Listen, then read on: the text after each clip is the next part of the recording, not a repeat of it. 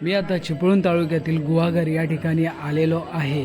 या ठिकाणी निर्वाळ एक गाव आहे आणि त्या गावात काही मंदिरं आहेत। तर ती मंदिरं मी तुम्हाला एक्सप्लोअर करतो। आता समोरच विठ्ठल रुक्मिणीचं मंदिर आहे। आकर्षक असं विठ्ठल रुक्मिणीचं मंदिर आहे, या तुम्हाला दाखवतो।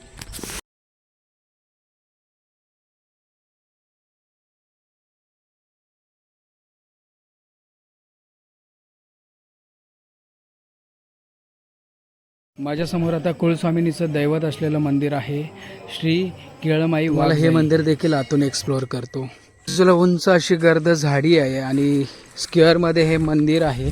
आकर्षक असं मंदिर आपल्याला समोर पाहायला मिळतंय आणि सुंदर असं निसर्गरम्य वातावरण आहे। तिकडे एक छोटंसं देवी कालकाई प्रसन्न एक छोटंसं मंदिर आहे आणि समोर जे स्टेज आहे, नमन कार्यक्रम असतील सांस्कृतिक, ते या ठिकाणी आयोजित केले जातात। आणि हा समोरचा परिसर, मंदिराच्या समोर इथे तुळस आहे आणि या ठिकाणी होम लागतो।